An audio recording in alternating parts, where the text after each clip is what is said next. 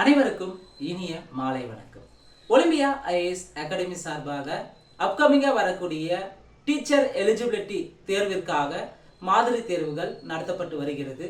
அந்த வகையில் இன்று நடைபெற்ற மாதிரி தேர்வு தலைப்பை பொறுத்தவரையும் 9ஆம் வகுப்பு அறிவியல், சமூக அறிவியல் மற்றும் கல்வி உளவியல்ல 3வது அழகு கவனம் தொடர்பான 30 கேள்வியும், அறிவியல் பகுதியிலிருந்து 30 கேள்வியும், சமூக அறிவியல் பகுதியிலிருந்து 40 கேள்வியும், மொத்தம் 100 கேள்விக்கான விடை குறிப்புகளை தான் இந்த காணொலியில நாம பார்க்க இருக்கிறோங்க.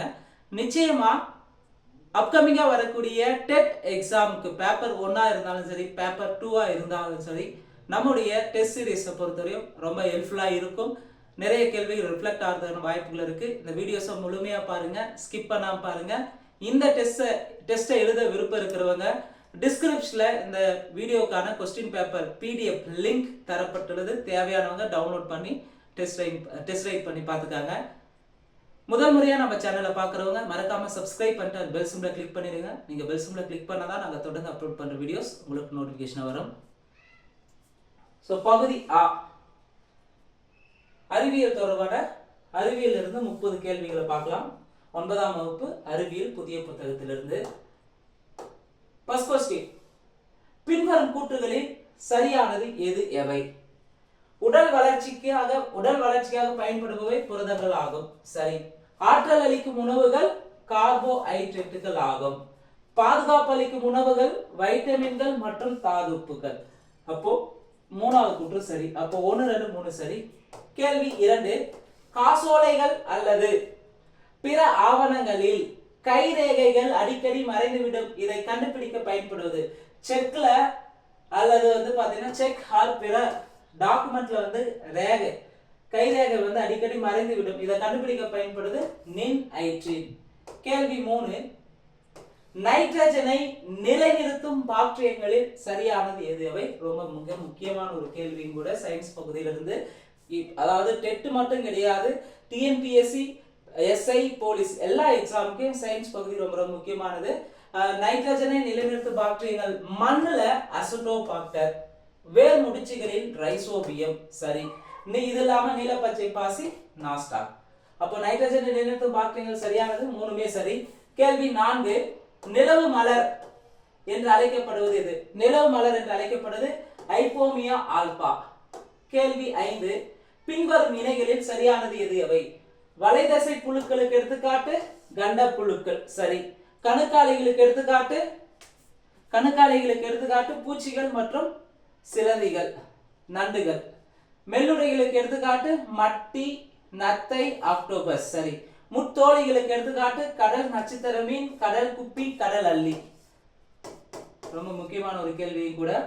சோ இங்க சரியானது 4மே சரியா இருக்கு. கேள்வி 6, குடற்புழு நீக்க விழிப்புணர்வு நாள்.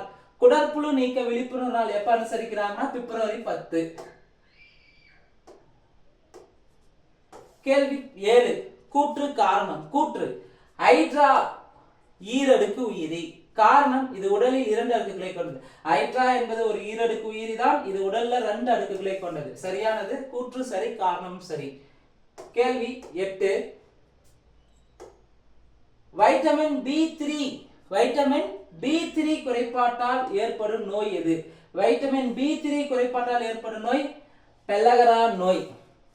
அதே ஸ்கர்பி நோய் வைட்டமின் C குறைபாட்டால் ஏற்படக்கூடியது. டெர்மாட்டிஸும் கீலியாசிஸும் எந்த விட்டமின் குறைபாட்டால் ஏற்படுதுன்றத உங்களுக்கான கேள்வி.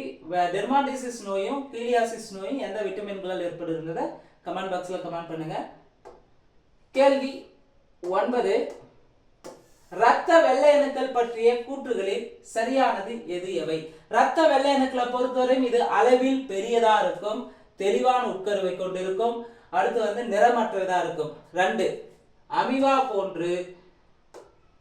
போன்று நகரும் தன்மை கொண்டவை. எது? WBC சொல்லலாம். ஒயிட் பிளட் செல்ஸ் உடலின் பாதுகாப்பில் முக்கிய பங்கு வகிக்கின்றன. இரத்த வெள்ளை அணுக்கள் 2 வகைப்படும். அவை கிரானுலோசைட்ஸ், ஏகிரனுலோசைட்ஸ். அப்போ இரத்த வெள்ளை அணுக்கள் பற்றி சரியானது 1, 2, 3, 4 சரி. கேள்வி 10, பொறுத்துக. வெட்டு பற்கள், கோரை பற்கள், முன் கடவாய் பற்கள், பின் கடவாய் பற்கள். வெட்டு பற்கள் எத்தனை இருக்குன்னா 8 இருக்கு. கோரை பற்கள் 4 இருக்கு. முன்கடவாய் பற்கள் 8 இருக்கு. பின்கடவாய் பற்கள் 12 இருக்கு. மொத்தம் 32. ஆப்ஷன் சி தான் சரியான விடை. கேள்வி 11. பிரஷர் குக்கர்ல நீரின் கொதிநிலை எவ்வளவு? நார்மலா நீரின் கொதிநிலைனா 100 டிகிரி செல்சியஸ் வரும். பிரஷர் குக்கர்ல நீரின் கொதிநிலை 120 டிகிரி செல்சியஸ். கேள்வி 12. திரவமாக்கப்பட்ட பெட்ரோலியம் வாயு என்பது எதனுடைய கலவை? எல்பிஜி கேஸ் வந்து எதனுடைய கலவைன்னு கேட்டிருக்காங்க. எல்பிஜி லிக்விஃபைடு பெட்ரோலியம் கேஸ்னு சொல்லுவாங்க. எல்பிஜி எதனுடைய கலவைனா பியூட்டேன் பிளஸ் புரோபேன். பியூட்டேன் எவ்வளவு பர்சன்டேஜ் இருக்குன்னா 85% பியூட்டேன் இருக்கும். புரோபேன் வந்து 15% கொண்ட கலவையாக இருக்கும் எல்பிஜி கேஸ். சரியான ஆப்ஷன் ஏ. கேள்வி 13. சரியான இணையை தேர்வு செய்க. திரவம் பிளஸ் திண்மம், அதாவது திரவத்தில் திண்மத்துக்கு எடுத்துக்காட்டு பாலாடை கட்டி. திரவத்தில் திண்மத்துக்கு எடுத்துக்காட்டு பாலாடை கட்டி சரி. திரவம் பிளஸ் திரவத்துக்கு எடுத்துக்காட்டு வெண்ணெய் சரி. திரவம் பிளஸ் வாயு சோப்பு நுரை வருமானா வராது. வாயு பிளஸ் திரவம் கேக் வருமானா வராது. இங்க சரியான இணை 1 2 சரிதான். திரவம் பிளஸ் வாயுக்கு கேக்கும், வாயு பிளஸ் திரவத்துக்கு சோப்பு நுரை வரும். வாயு பிளஸ் திரவத்துக்கு சோப்பு நுரை. கேள்வி 14. இரண்டு மாறுபட்ட தனிமங்கள் தனித்தனியே ஒரே நிறையுள்ள மூன்றாவது தனிமத்துடன் சேரும்போது, இரண்டு மாறுபட்ட தனிமங்கள் ஒரே நிறையுள்ள மூன்றாவது தனிமத்துடன் சேரும்போது அவற்றின் நிறைகளின் விகிதமானது சமமாகவோ அல்லது எளிய பெருக்கல் விகிதத்திலோ இருக்கும் என்று குறிப்பிடும் விதி எது? தலைகீழ் விகித விதி. சரியான விடை ஆப்ஷன் சி, தலைகீழ் விகித விதி. கேள்வி 15. குளோரினின் பின்ன அணுநிறை எவ்வளவு? குளோரினுடைய பின்ன அணுநிறை 35.5. கேள்வி 16. தவறான இணையை தேர்வு செய்க. நைட்ரஜனுடைய அணு எண். நைட்ரஜனுடைய அணு எண் எவ்வளவு? 7 சரி. ஆக்சனின் அணு எண் 8 சரியா தந்திருக்காங்க. புளூரினின் அணு எண் 10 ஆனா புளூரினுடைய அணு எண் 10 கிடையாது, தவறு. நியானின் அணு எண் 9 ஆனா நியானோட 9 கிடையாது. புளூரினுடைய அணு எண் 9, நியானுக்கு 10. அப்ப தவறான இணை 3 மற்றும் 4 தவறா இருக்கு. கேள்வி 17. கூற்று 1 கூற்று 2. கூற்று 1 கார உலோகங்களுக்கு எடுத்துக்காட்டு சோடியம் பொட்டாசியம் சரி. கார மண் உலோகங்களுக்கு எடுத்துக்காட்டு கால்சியம் மெக்னீசியம் சரி. அப்ப இரண்டு கூற்றுமே சரி. கேள்வி 18 ரொம்ப முக்கியமானது. ஆசிட்ஸ் அமிலங்களின் பண்புகளில் சரியானது எது எவை? அமிலங்கள் புளிப்பு சுவை உடையவை.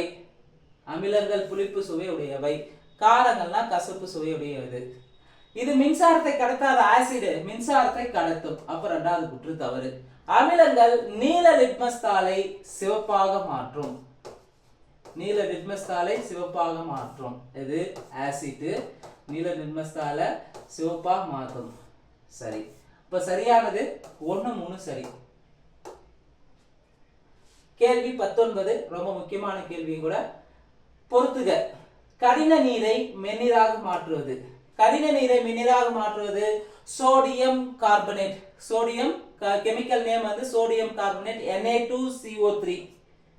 ரொட்டி சோடா தயாரிப்பு. ரொட்டி சோடா, பேக்கிங் சோடா, அடுத்து வந்து கேக் தயாரிப்பில் பயன்படுத்துவது sodium carbonate NaH, sodium bicarbonate NaHCO3. அன்றாட உணவில் பயன்படுவது. அன்றாட உணவுனா உப்புல இருக்கிறது சோடியம் குளோரைடு. பருத்தி மற்றும் லினன் துணிகளை வெளுக்க பயன்படுது கால்சியம் ஆக்சிக் குளோரைடு CaOCl2. சரியான ஆப்ஷன் ஏ. கேள்வி 20. உலகிலேயே மிகவும் லேசான சேர்மம் எது? உலகிலேயே இருக்கக்கூடிய மிகவும் லேசான சேர்மம்னா கிராபின். கேள்வி 21. ஒரு பர்லாங் என்பது எத்தனை அடி? ஒரு பர்லாங் என்பது 660 அடி. கேள்வி 22. ஒரு கழுதை திறனின் மதிப்பு என்ன? இந்த क्वेश्चन பொறுத்தவரையும் பாரஸ் கார்டு எக்ஸாம்லயும் கேட்டிருக்காங்க, பிசி எக்ஸாம்லயும் கேட்டிருக்காங்க. ஒரு கழுதை திறனின் மதிப்பு 250 வாட். ஒரு குதிரை திறன் என்பது 760 வாட்ல வரக்கூடியது. அதாவது குதிரை திறன்ல 3ல 1 பங்கு தான் கழுதை திறனுடைய மதிப்பு வரும். கேள்வி 23. சரியான இணையை தேர்வு செய்க. ஒரு பெர்மி என்பது, இது ஆல்ரெடி டிஎன்பிசில கேட்டிருக்காங்க. ஒரு பெர்மி என்பது 10⁻⁻15 மீட்டர் சரி. ஒரு ஆம்ஸ்ட்ராங் என்பது 10⁻⁻10 மீட்டர் சரி. ஒரு நானோமீட்டர் என்பது 10⁻⁻9 மீட்டர் சரி. ஒரு மைக்ரோமீட்டர் என்பது 10 to the power of -6 மீட்டர்னு வந்திருக்கணும், இங்க 4னு தந்திருக்காங்க. அப்ப சரியானது 1 2 3 சரி, 4 தவறு. கேள்வி 24. கேள்வி 24. மெல்லிய கம்பியின் விட்டம் அல்லது மெல்லிய உலோக தகட்டின் தடிமனை அளவிட பயன்படும் கருவி எது? திருகு. கேள்வி 25. வைரத்தின் ஒளிவிலகல் ஆல்ரெடி பிசில கேட்டிருக்காங்க. வைரத்தின் ஒளிவிலகல் 2.41. கேள்வி 26. மின்னியக்கு விசையின் SI அலகு என்ன? மின்னியக்கு விசையின் SI அலகு ஜூல் பை கூலும். கேள்வி 27. பிளமிங்கின் வலது கை விதிகளில் சரியானது எது எவை? பிளமிங்கின் வலது கை விதியை பொறுத்தவரையில் சுட்டுவிரல் காந்தப்புலத்தின் திசையை குறிக்கும், சரி. பெருவிரல் கடத்தி இயங்கும் திசையை குறிக்கும், சரி. நடுவிரல் தூண்டப்பட்ட மின்னோட்டத்தின் திசையை குறிக்கும். சோ பிளமிங்கின் ரைட் ஹேண்ட் ரூல். அப்போ 3 சரி. கேள்வி 28. நம் சூரிய மண்டலத்தில் காணப்படும் கோள்களிலேயே அதிக வெப்பநிலை கொண்ட கோள் எது? நமது சூரிய மண்டலத்துல காணப்படும் கோள்களிலேயே அதிக வெப்பநிலை கொண்ட கோள்னா அது வெள்ளிதான். கேள்வி 29. கோளின் மையத்திற்கும் ஒரு கோள், அது ஏதோ ஒரு கோள் வச்சுக்காங்க. சூரியனின் மையத்திற்கும் கோளின் மையத்திற்கும் சூரியன் மையத்திற்கு இணையும் கற்பனை கோடு சம காலங்களில் சம பரப்புகளை கடக்கும் என்று குறிப்பிடும் விதி கெப்லரின் 2வது விதி. கேள்வி 30. வெர்னியர் அளவின் மீச்சிற்றளவுனா மிக சிறிய அளவு. வெர்னியர் ஸ்கேலோட மிக சிறிய அளவு எவ்வளவுன்னு பாத்தீங்கன்னா 0.01 சென்டிமீட்டர். அதே 0.01 மில்லிமீட்டர் என்பது திருகு அளவின் மீச்சிற்றளவு 0.01 மில்லிமீட்டர். அடுத்து பார்ட் B பொறுத்தவரையும் சமூக அறிவியல் 9ஆம் வகுப்புல இருந்து 40 கேள்வி. பிறை நிலப்பகுதி என்று அழைக்கப்படும் பகுதிகள் எவை? 1 எகிப்து, 2 இஸ்ரேல் பாலஸ்தீனம், 3 ஈராக், 4 ஈரான். அப்போ பிறை நில பகுதினாவே நமக்கு 3 பகுதி வரணும். எகிப்து, இஸ்ரேல், பாலஸ்தீனம், ஈராக். ஈரான் வருமானா வராது, ஈராக் தான் வரும். அப்போ முதல் 3 சரி. கேள்வி 32. சிந்து சமவெளி நாகரிக தலைப்பில இருந்து பொறுத்துக. அரப்பா எங்க இருக்குன்னு பாத்தீங்கன்னா இன்றைய பாகிஸ்தான்ல பஞ்சாப் மாகாணத்துல அமைஞ்சிருக்கும். மொகஞ்சதரா எங்க இருக்குன்னா இன்றைய பஞ்சாப்ல சிந்து மாகாணத்துல இருக்கு. காலிபங்கன் இந்தியாவில ராஜஸ்தான்ல இருக்கு. லோத்தல் இந்தியாவில குஜராத்ல இருக்கு. சரியான விடை 4 3 1 2. கேள்வி 33. கூடலூரில் ஆணிரை கவர்ந்த போது நடந்த பூசலில் கொல்லப்பட்ட தீயன் அந்தவனின் கல் என்று பொறிக்கப்பட்ட நடுக்கற்கள் எங்கு கண்டுபிடிச்சிருக்காங்கன்னா தேனில கண்டுபிடிச்சிருக்காங்க. கேள்வி 34. பின்வரும் வினைகளில் சரியானது எது எவை? இந்திய தொழில் துறை எப்ப தொடங்கினாங்க? இந்திய தொழில் துறை ASI சொல்லுவாங்க, ஆர்கியாலஜிக்கல் சர்வே ஆஃப் இந்தியா 1861. அதே தமிழ்நாடு தொழில் துறை பாத்தீங்கன்னா 1961ல தொடங்கி இருப்பாங்க. சோ முதல் சரி. 2 இந்திய புதையல் சட்டம் 1878 சரியா இருக்கு. பழங்கால பொருட்கள் மற்றும் கருவூலங்கள் சட்டம் இயற்றப்பட்டது 1972. எஞ்சிய பொருட்கள் சட்டம் இயற்றப்பட்டது 1958 சரி. அப்ப சரியானது 4 இணையுமே சரியா இருக்கு. கேள்வி 35. பல்லவ மன்னன் முதலாம் மகேந்திரவர்மனை சமண மதத்திலிருந்து சைவ மதத்திற்கு மாற்றியவர் யார்? பல்லவ மன்னனான முதலாம் மகேந்திரவர்மனை சமணத்திலிருந்து சைவத்திற்கு மாற்றியவர் திருநாவுக்கரசர் என்கின்ற அப்பர். கேள்வி 36.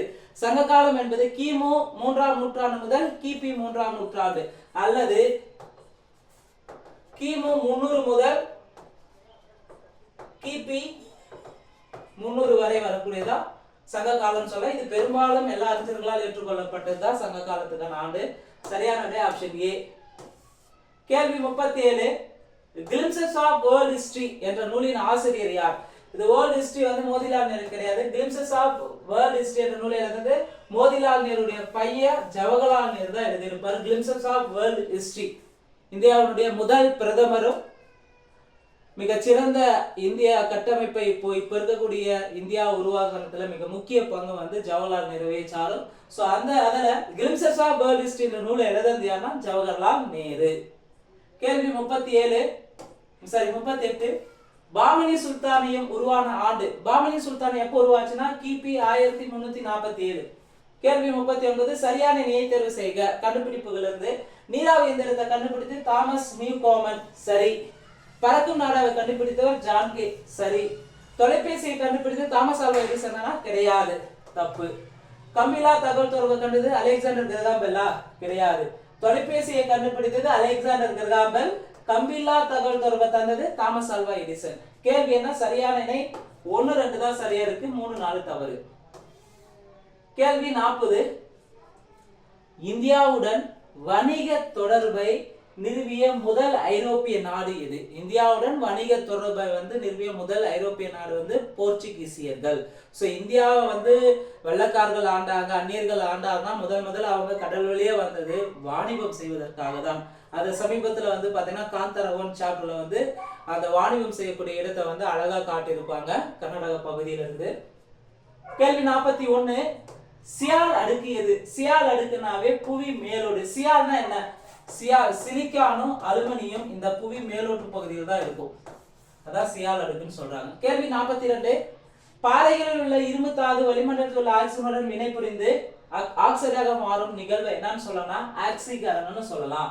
அதாவது பாறையில் இருக்கக்கூடிய இரும்பு தாதுக்கள் வளிமண்டலத்தில் இருக்கக்கூடிய ஆக்சிஜனோட வினைபுரிந்து ஆக்சைடா மாறும் நிகழ்வதை என்னன்னு சொல்லுவாங்கன்னா ஆக்சிகரணம் என்று பெயர். கேள்வி 43 ஓசோனோஸ்பியர் என்று அழைக்கப்படும் அடுக்கு எது? ஓசோனோஸ்பியர் என்று அழைக்கப்படும் அடுக்கு மீள் அடுக்கு. கேள்வி 44 மெல்லிய வெண்ணிற இலை போன்ற தோற்றத்தில் காணப்படும் மேகங்கள் எவை? மெல்லிய வெண்ணிற இலை போன்ற தோற்றத்தில் காணப்படும் மேகங்கள் கீற்று மேகங்கள். கேள்வி 45 நிலத்திலிருந்து, இது நிலம், நிலத்திலிருந்து கடலை நோக்கி மென்சரியுடன் கடலில் மூழ்கியுள்ள ஆழமற்ற பகுதியின் பெயர் என்ன? கண்டத்திட்டு. கேள்வி 46 புல்வெளிகள். பிரைரி புல்வெளி எங்க இருக்குன்னா வட அமெரிக்காவில் இருக்கு. ஸ்டெப்பி புல்வெளி யுரேஷியா. பாப்பாஸ் புல்வெளி அர்ஜென்டினா. வெல்ட் புல்வெளி தென்னாப்பிரிக்கா. சரியான விடை ஆப்ஷன் சி 4 3 2 1. கேள்வி 47 நவீன உலகில் மக்கள் தொகை கணக்கெடுப்பை முதலில் நடத்திய நாடு.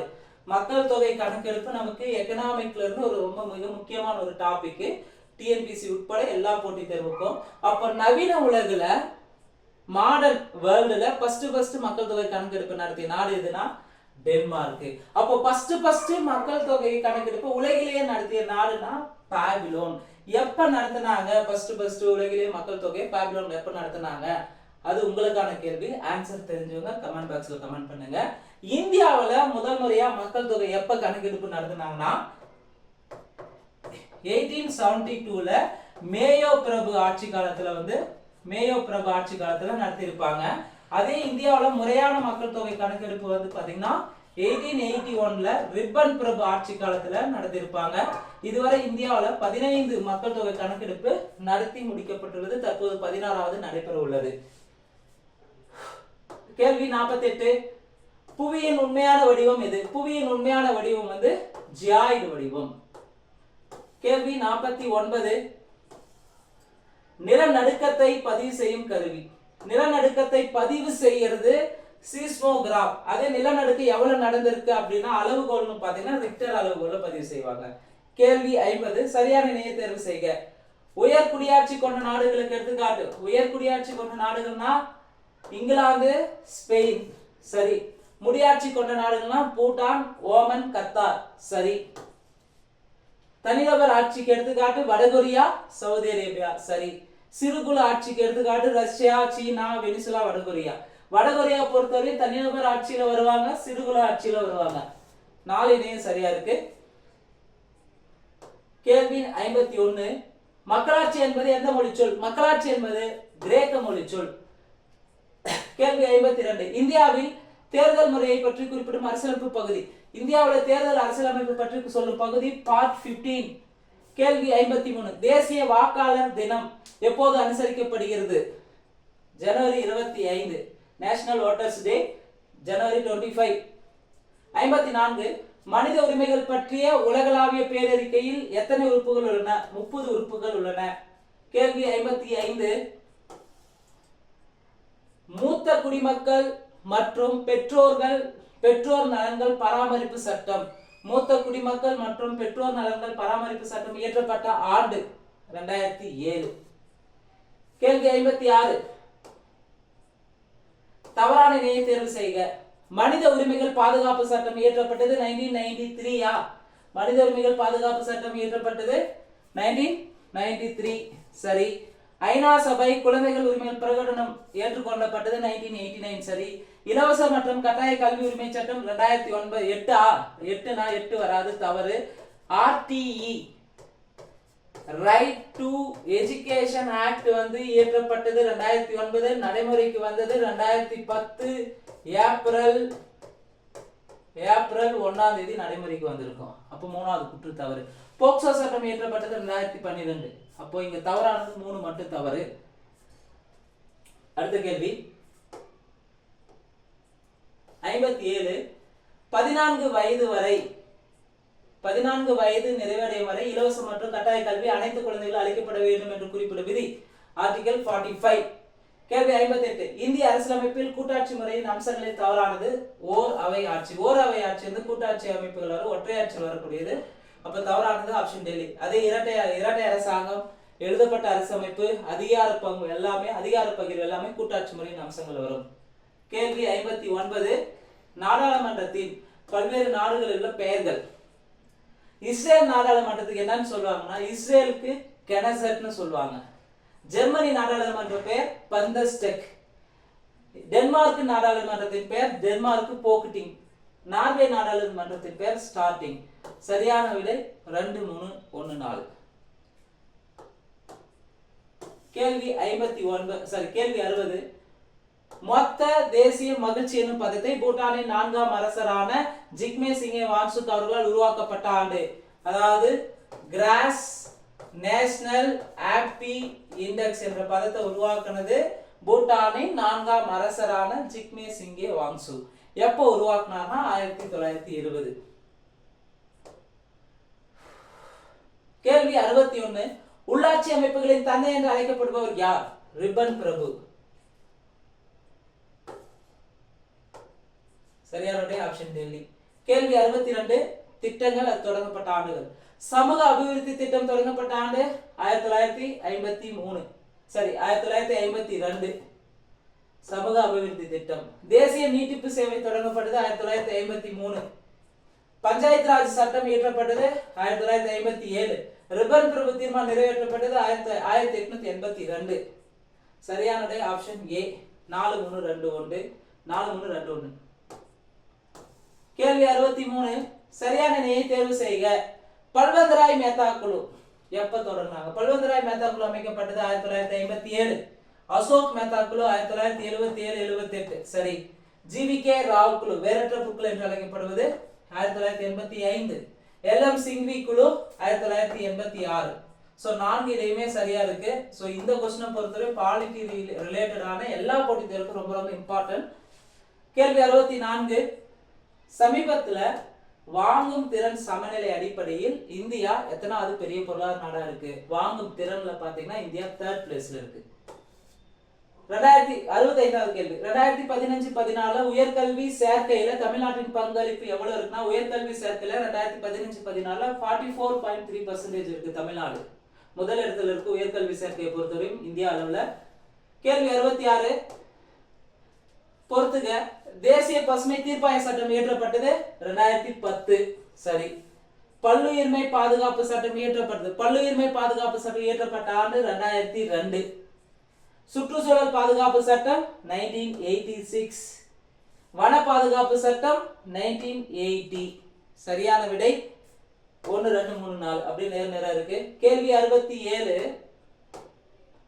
இடைக்கால வரலாற்று காலத்தில் இந்தியாவில் வேலைவாய்ப்பின்மை சிக்கலை தீர்ப்பதற்காக வேலைவாய்ப்பு அலுவலகத்தை அமைத்தவர் யாருன்னு பாத்தீங்கன்னா பெரோஷா துக்ளக். எம்ப்ளாய்மெண்ட் ஆபீஸை இடைக்காலத்தில் ஏற்படுத்தியிருப்பார் பெரோஷா துக்ளக். கேள்வி 68 பரிவர்த்தனைகளுக்காக தங்க முலாம் பூசப்பட்ட நாணயம் ஐரோப்பாவில் ஃபர்ஸ்ட் டைம் இன்ட்ரோடியூஸ் பண்ணாங்க. எப்பனா 1250 கிபி 1250. கேள்வி 69. பல்வேறு நாடுகளின் செலாவணியின் பெயர்களில் தவறானது. ஐரோப்பிய ஒன்றியத்தின் செலாவணி பெயர் டாலர்னா டாலர் கிடையாது, யூரோ தான் வரும். ஐரோப்பிய ஒன்றியத்தின் செலாவணி வந்து யூரோ, அப்போ பி தவறு. மற்ற 3 ஆப்ஷனும் சரியா இருக்கு. இங்கிலாந்துக்கு பவுண்டு, சீனாவுக்கு யுவான் வரும், ஜப்பானுக்கு யென் வரும். கேள்வி 70. மறைநீர் என்னும் பதத்தை டோனி ஆலன் என்பவர் அறிமுகம் செய்த ஆண்டு. மறைநீர் என்னும் பதத்தை டோனி ஆலன் என்பவர் அறிமுகம் செய்தது 1990. மறைநீர்னா என்ன இல்லைங்க, இங்க இருந்து ஒரு பொருளை உற்பத்தி செய்து வெளிநாட்டுக்கு எக்ஸ்போர்ட் பண்ணணும்னு வச்சுக்கோங்க. அந்த பொருள் மூலமா இங்க இருந்து தண்ணீர் வந்து வெளிநாட்டுக்கு அதாவது எந்த இது இல்லாம கடத்தப்படுகிறது அப்படின்றதான் மறைநீர். ஃபார் எக்ஸாம்பிள் வந்து 1 கேஜி நெல்லை வந்து உற்பத்தி செய்யறதுக்காக எவ்வளவு லிட்டர் தண்ணி தேவைப்படுது அப்படின்றது சொல்லக்கூடிய ஒரு சொல் தான் மறைநீர்னு சொல்லலாம். இதை உருவாக்குனது டோனி ஆலன் 1990. அடுத்து எஜுகேஷனல் சைக்காலஜில இருந்து 30 கேள்வி, யூனிட் 3ல இருந்து சைக்காலஜி டாபிக்ல. 71. கவனம் என்பது ஒரு பொருளை பற்றிய தெளிவான கருத்துக்கள் அடையும் முறையை மனிதன் முன்வைப்பது என்று கூறியவர் ராஸ். கேள்வி 72. கவனம் என்பது தற்கால செய்தி கோட்பாட்டின் அடிப்படையிலானது என்று கூறிய கோட்பாடு யார்? பிராட்பேண்ட் கோட்பாடு. கேள்வி 73. கவனத்திற்கான அகக்காரணிகளில் தவறானது. கவனத்திற்கான அகக்காரணிகள்ல தவறு புதுமை. புதுமை என்பது புறக்காரணிகள் வரக்கூடியது, அப்போ தவறானது. அதே ஆயத்த நிலை, மனவெழுச்சி, மரபு இதெல்லாம் அகக்காரணிகள் வரும். கேள்வி 74. தொடர்ந்து ஒரு பொருளின் மீது எத்தனை வினாடிக்கு மேல் நமது கவனத்தை செலுத்த இயலாது?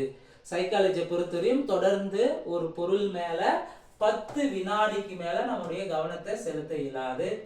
கவன வீச்சினை அளவிட பயன்படும் கருவி டாக்சிடாஸ்கோப். இந்த question already TET exam already கேட்டிருக்காங்க. கேள்வி 76. முதிர்ச்சி அடைந்த ஒருவரின் கவன வீச்சு டேஸ் ஆக இருக்கும். கவன வீச்சு முதிர்ச்சி அடைந்த ஒரு கவன வீச்சு 6 அல்லது 7 இருக்கும். கவன வீச்சுனா ஒரு சமயத்துல ஒரு குறிப்பிட்ட நேரத்துக்குள்ள ஒரு நிறைய பொருளை வச்சு அதை டக்குன்னு மறைச்சிட்டு திருப்பியும் ரிமெம்பர் பண்ணி சொல்றது. அப்ப இதெல்லாம் முதிர்ச்சி அடைந்த ஒருவன் கவன வீச்சு எவ்வளவு இருக்குன்னா அதிகபட்சமா 6 இருந்து 7 இருக்கும். கேள்வி 77. அறிவின் வாயில்கள் என்று அழைக்கப்படுவது. அறிவின் வாயில்கள்னாவே புலன் உறுப்புகள், கண்ணு, காது, மூக்கு, உடல் உறுப்பை குறிக்கக்கூடியது. கேள்வி 78. இரவு நேரத்துல கயிறை வந்து பாம்பு என்று எண்ணுதல் என்னன்னா திரிபு காட்சி. கேள்வி 79. ஒரே அமைப்புடைய பொருட்கள் அனைத்தும் ஒரே குழுவை சார்ந்தவை என்பது தொடர்ச்சி விதி. கேள்வி 80. திடீரென வீட்டு கதவை யாரோ தட்டுவதா எண்ணுதல் என்னன்னு பாத்தீங்கன்னா இல்பொருள் காட்சி. இல்லாத யாரோ திடீர்னு வீட்டுக்குள்ள வந்துட்டான் அங்க ஒரு கருப்புருவும் போது அப்படின்றது இல்பொருள் காட்சி. கேள்வி 81. 2 அல்லது அதற்கு மேற்பட்ட குணங்களின் இணைப்பில் அடிப்படையில் அமையும் கருத்துக்கள் டேஸ் என்று அழைப்பர். இணைப்பு கருத்து என்று அழைப்பர். கேள்வி 82. அறிதிறன் வளர்ச்சி படிநிலை கோட்பாட்டை தந்தவர். அறிதிறன் வளர்ச்சி படிநிலை கோட்பாட்டை தந்தது ஜீன் பியாஜே தந்திருப்பாரு. கேள்வி 83.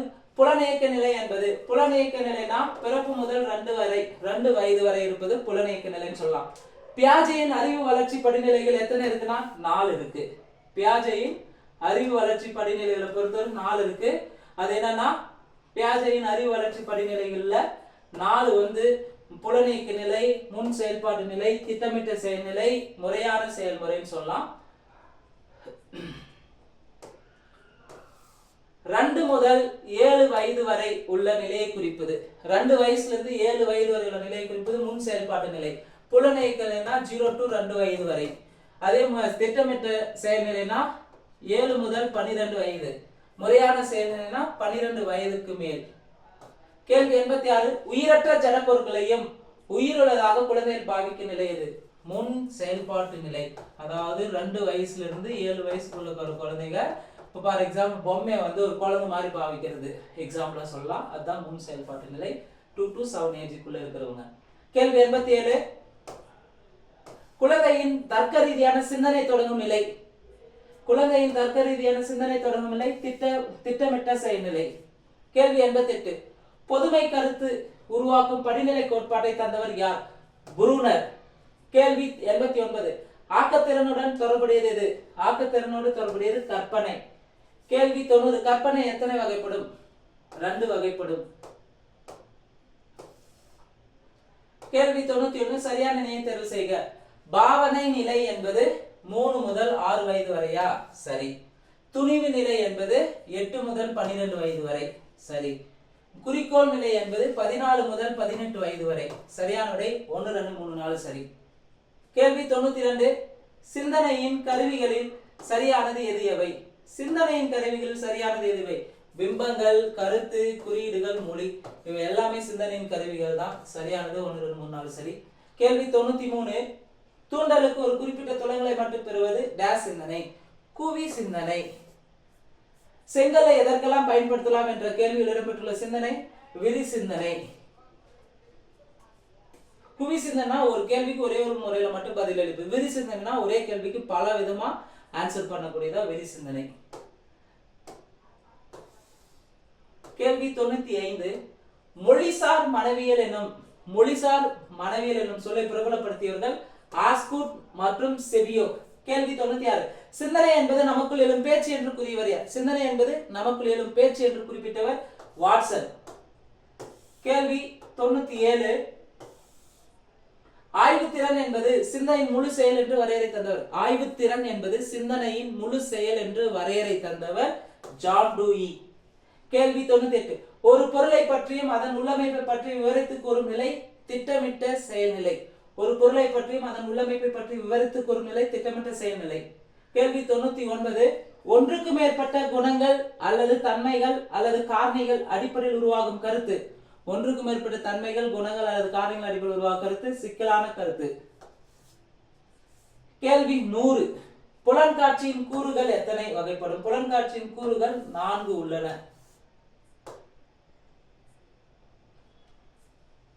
இந்த வீடியோ பொறுத்தவரையும்